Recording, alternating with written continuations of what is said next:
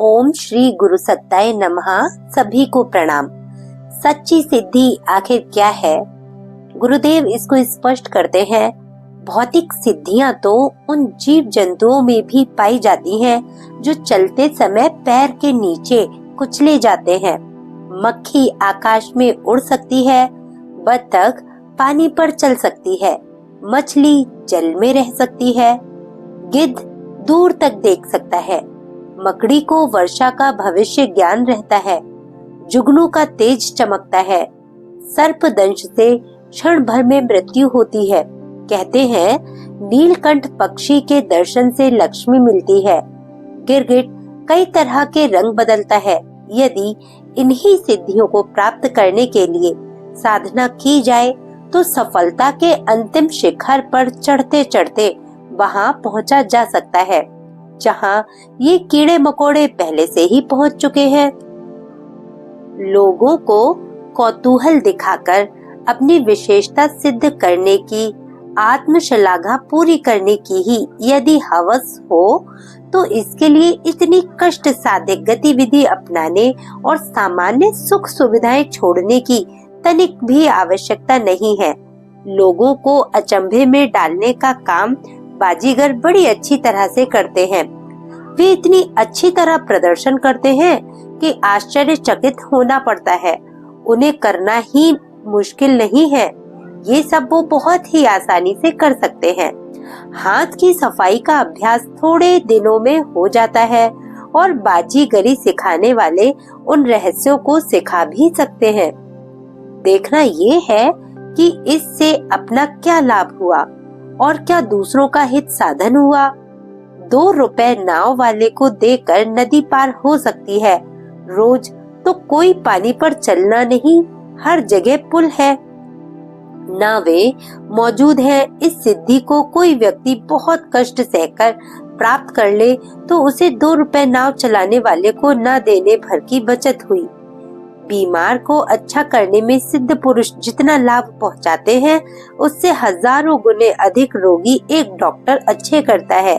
योगी कितने अंधों को आंखें देगा, पर आंख के डॉक्टर तो अपनी जिंदगी में हजारों अंधों को अच्छा करते हैं। योगी बनने की अपेक्षा डॉक्टर बनना क्या बुरा है? उसमें कष्ट भी कम और लाभ भी अधिक। भारत से इंग्लैंड उड़कर जाने की सिद्धि बहुत तब के बाद मिलेगी, परंतु हवाई जहाज में थोड़ा सा किराया देने पर यह कार्य आसानी से हो सकता है। दूरदर्शन, दूर श्रवण के लिए अब रेडियो, टेलीफोन, टेलीविजन मौजूद है, तो फिर उन सिद्धियों को प्राप्त करने की क्या जरूरत रह गई? उपासना, तपश्चर्या और योगाभ्यास का मात्र एक ही प्रयोजन है, अपने अंतःकरण में प्रसुप्त अगणित सत् प्रवृत्तियों का जागरण, सद्भावनाओं का उन्नयन, दृष्टिकोण में परिष्कार, कर्तृत्व में देवत्व के समावेश का अभ्यास। उपासना की उत्कृष्टता, साधना की प्रखरता इसी कसौटी पर परखी जाती है। इसी से अपना भला होता है, इसी से संसार का। जीवात्मा को परमात्मा से जोड़ देना, अंतःकरण को प्रेम से लबालब भर देना, निश्चल निर्मलता विकसित करना और लोक मंगल के लिए आत्मोत्सर्ग करना, ये सिद्धियां जिनके पास है असल में वे ही सच्चे उपासक और सिद्ध पुरुष कहे जाते हैं। जब भी कभी साधना से सिद्धि का प्रसंग आए तो हमें जानना चाहिए कि पात्रता का विकास, आत्मशोधन, परोपकार के अर्जन से बड़ी कोई योग साधना नहीं। ये असंख्य सिद्धियों का द्वार खोलती है। रास्ता लंबा जरूर है, श्रम साध्य एवं कष्ट साध्य भी, किंतु इस मार्ग का अवलंबन लेने वाले किसी तरह श्रेयार्थी बनते प्रगति के उच्चतम सोपानों को पार करते चले जाते हैं। ये महामानवों के जीवन को देखकर भली भांति जाना जा सकता है। जन जन में बहुत बड़ी भ्रांति सिद्धियों को लेकर संव्याप्त है। थोड़ा सा पुरुषार्थ करने से ही सब कुछ मिलने की बात न जाने कहां से लोगों के दिमागों में घर कर गई है। ये भी मान्यता है कि इसके लिए आत्मशोधन जरूरी नहीं।